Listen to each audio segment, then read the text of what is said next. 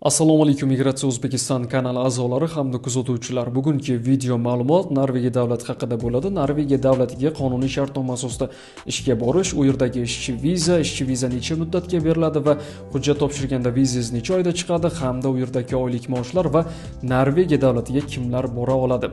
Hozirgi kunda kuni kecha Migratsiya O'zbekiston rasmiy Telegram kanalimizda Norvegiya bo'yicha vakansiya joylagan edik. Mana shu vakansiyada aytilib o'tiladiki, Norvegiya davlati tomonidan ish beruvchi tomonidan qo'yilgan talablar mavjud. Mana shu talabga javob bersangiz, siz bemalol Norvegiya davlatiga qonuniy shartnoma asosida 3,5 ming dollardan 4,5 ming dollargacha bo'lgan oylik maoshda u yerdagi ish o'rinlarida ishlashingiz mumkin bo'ladi.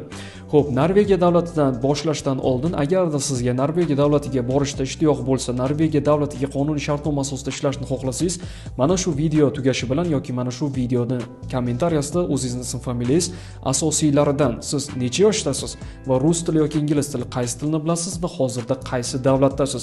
Mana shu ma'lumotingizni yozib qoldirsangiz, biz o'zimiz sizga aloqaga chiqamiz. Xo'p, hozirgi kunda Norvegiya davlatiga ishga borishning 3 ta yo'li mavjud. Bulardan biri O'zbekiston hududidan turib, to'g'ridan-to'g'ri Norvegiya ishchi vizasini olib, Norvegiya davlatiga qonuniy shartnoma asosida ishga borish. Va ikkinchi yo'li o'zingiz mustaqil ravishda hech qanday firma bilan shartnoma tuzmasdan Norvegiyaning davlatning rasmiy sayti orqali ro'yxatdan o'tib, u yerdagi ish beruvchilar bilan onlayn shartnoma tuzib, Norvegiya davlatiga qonuniy shartnoma asosida ishga borish. Va uchinchi yo'li Norvegiya sayohat vizasini olib yoki Yevropa sayohat vizasini olib, Norvegiya davlatiga sayyoh bo'lib borib, u yerdagi ish beruvchilar bilan yuzma-yuz suhbatlashib, siz ishchi vizani olishingiz mumkin. Ya'ni sayohat vizadan ishchi vizaga o'zgartirishingiz mumkin. Endi sayohat vizasi orqali borib ishchi vizaga o'zgartirish, siz Norvegiya davlatiga borganingizdan so'ng u yerda birorta restoran sohasi, ya'ni firma, kompaniya yoki qurilish ishlarida biror ish beruvchi menejerlar yoki mehmonxonalarda menejerlar bilan o'zaro rus tili yoki ingliz tilida muloqot qilib, mana shu ishga talabiga javob berishingiz, yoshingiz to'g'ri kelishi, ingliz tili yoki rus tilida bemalol muloqot qila olishingiz haqida savollarga javob berganingizdan so'ng sizni sayohat vizangizni o'sha advokat orqali ishchi vizaga o'zgartirib berishadi.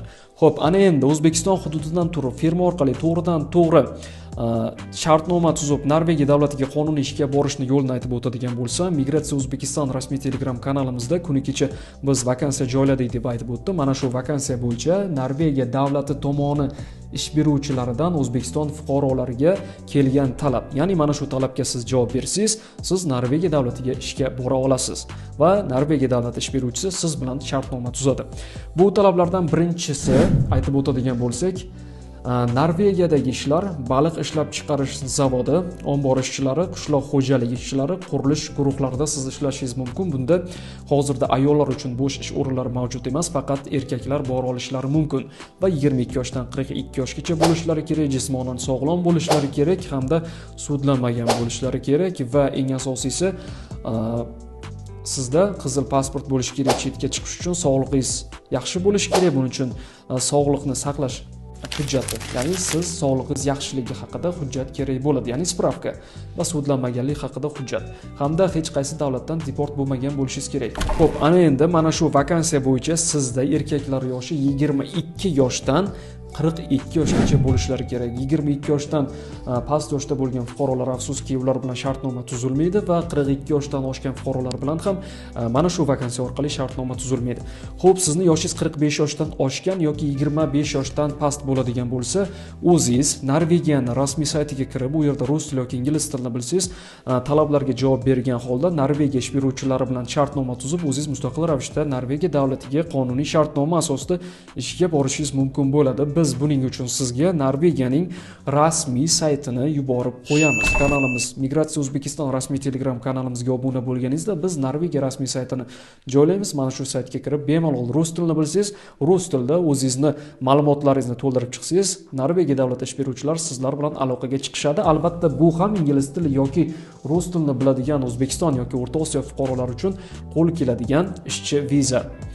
Agarda siz Norvegiya davlatiga sayohat vizasini olishingiz uchun va sayohat vizasi orqali borib u yerda ishchi vizaga o'zgartirishingiz mumkin. Buning uchun ham sizda ingliz tili yoki rus tilini bilishingiz kerak bo'ladi. Eslatib o'taman, Norvegiya davlatiga agarda sizni tanishingiz bo'lsa, til bilmasdan ishga borishingiz mumkin. Tanishingiz bo'lmasa, siz til bilmasdan Norvegiya davlatiga qonuniy shartnoma asosida afsuski ishga bora olmaysiz. Xo'p, bu yerdagi ish o'rinlarini o'qib eshittirdim. Siz o'zingiz mustaqil ravishda borsangiz ham, firma orqali borsangiz ham, balki rasmiy saytdan ro'yxatdan o'tib borsangiz ham bu yerda oylik maoshlar bir xil to'lanadi. Qo'shimcha soatlarda ish haqi to'lanadi. Xo'p, bundan oldingi videolarda Kanada, Germaniya, Angliya haqida video ma'lumotlar joylagan edik. Mana shu video ma'lumotlarning kommentariyasida yozilgan ko'pchilikdan savol kelgan. Siz aslida kimsiz? Migratsiya O'zbekiston rasmiy kanali nima uchun bunday vakansiyalarni taqdim etyapti? Mana shu haqida to'liq ma'lumot beradigan bo'lsam, o'zim haqimda ma'lumot beradigan bo'lsam, ism, familiyam Asadbek Hasanov. Hozirda O'zbekiston Davlat san'at va madaniyat instituti talabasiman. Mana shu talaba bo'lganim uchun afsuski chet elda ishchi vizasi orqali chet elga ishga chiqib keta olmayman.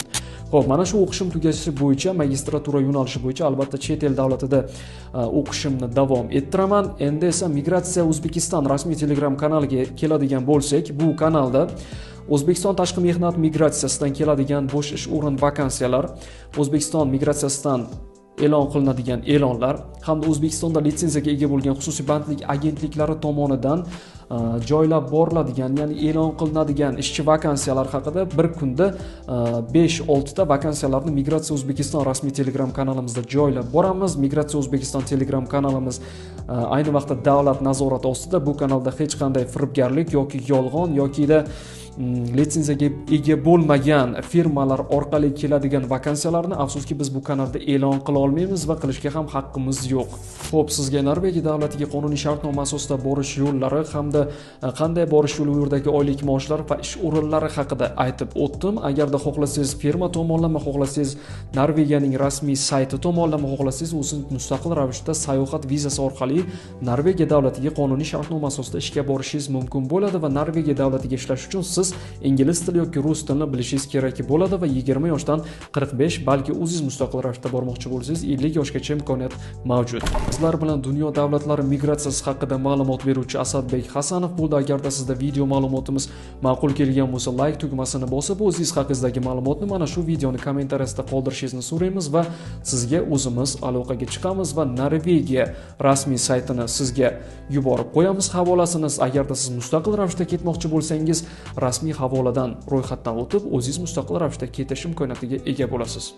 Keyingi videolarda ko'rishguncha salomat bo'ling. Sizlar bilan Asadbek Hasanov bo'ldi.